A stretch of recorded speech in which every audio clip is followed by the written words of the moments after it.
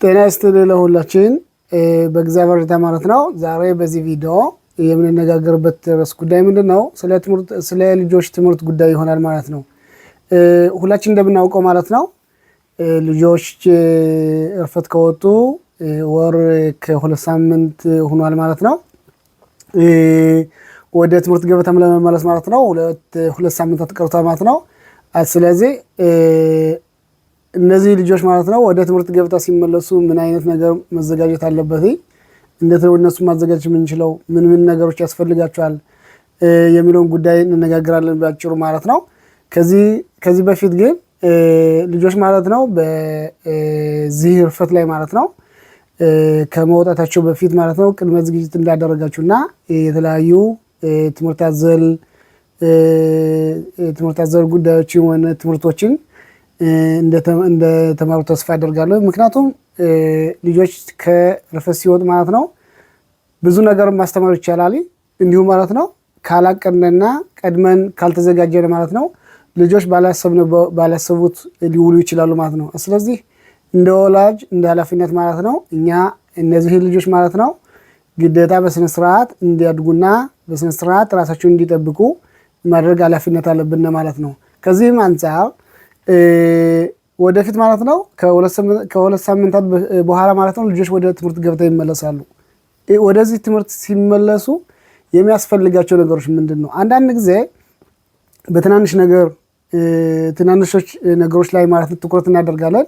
ነገር ግን ዋናና አስፈላጊ የሆኑ ነገሮችን ማለት ነው ትኩረት አናደርግም። ለምሳሌ ስታችሁ አንድ ልጅ ወደ ትምህርት ቤት ሲመለስ የሚያስፈልጉ ነገሮች አሉ። ደብተር ያስፈልገዋል፣ ጫማ ያስፈልገዋል፣ ልብስ ያስፈልገዋል፣ እስክሪብቶ ያስፈልገዋል፣ እስክሪብቶ እርሳስ ያስፈልገዋል ማለት ነው። እንዲሁም የተለያዩ የትምህርት ቤት ሻንጣ ያስፈልገዋል ማለት ነው። ከዚህ ውጭ የሚያስፈልገው ነገር አለ ወይ?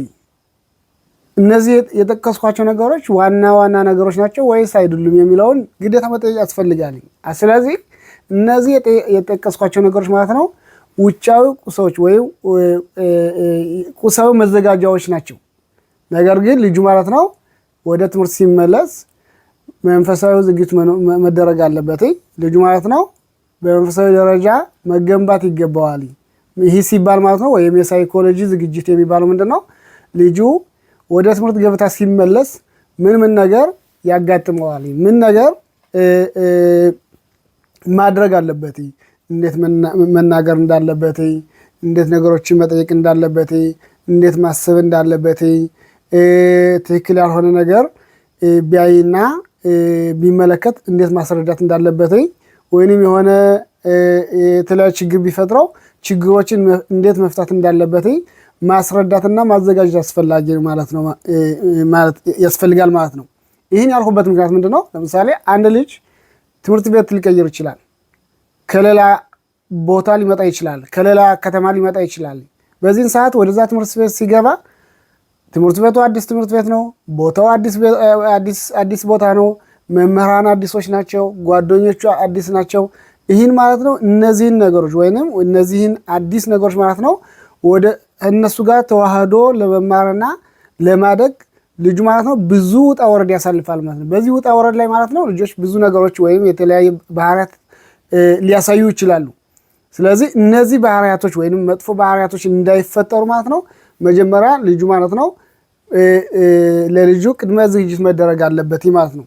ይህ ከሆነ ማለት ነው ብዙ ነገሮች ማለት ነው በአመታቱ ውስጥ ማለት ነው የሚፈጠሩ ችግሮችን ማለት ነው በአጭሩ መቅረፍ ወይንም መፍታት እንችላለን ማለት ነው። ስለዚህ ይህ ጉዳይ አስፈላጊ ነው ማለት ነው።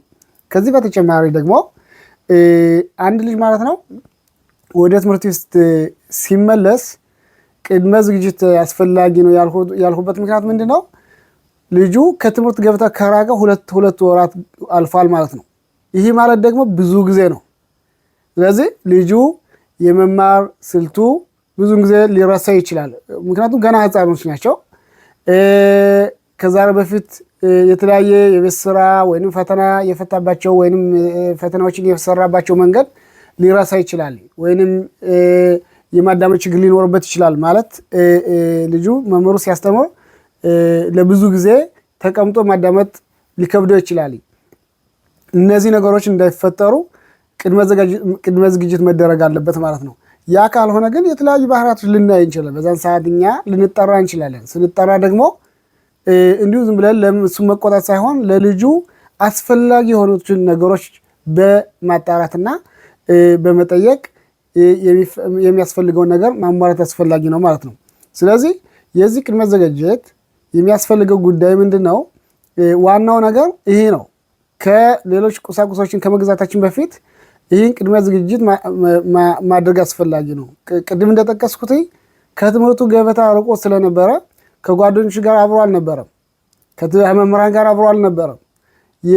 የእሱና የጓደኞቹ ግንኙነት ማለት ነው ርቀት አለው ማለት ነው። በዛን ሰዓት ማለት ነው ክፍል ሊቀየሩ ይችላል፣ ወይም ጓደኞቹ ሊለቁ ይችላሉ። ስለዚህ እነዚህ ነገሮች እንደ አዲስ ለመገንባትና እንደ አዲስ ለመመስረት ማለት ነው ልጁ በጣም ብዙ ጥረት ያደርጋል ማለት ነው። በዚህ አጋጣሚ አንዳንድ ጊዜ ልጆች ተቀባይነት ላይኖራቸው ይችላል። በዚህ ሰዓት ይህ ተቀባይነት አለመኖራቸው ደግሞ ለነሱ የተለያየ የአእምሮ ቀውስ ሊፈጥር ይችላል።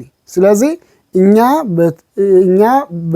ከወላጅ አንጻር ወይም ስለ ልጆች ኃላፊነት ስላለብን ማለት ነው ግዴታ ቅድመ ዝግጅትና ልጁን እንዴት ችግሮችን መፍታት እንዳለበት ማስተማርና ማስረዳት ማዘጋጀት ይኖርብናል ማለት ነው። ስለዚህ በእግዚአብሔር እርዳታ ማለት ነው በሚቀጥለው ማለት ነው የተለያዩ ቪዲዮዎችን እልካለሁ።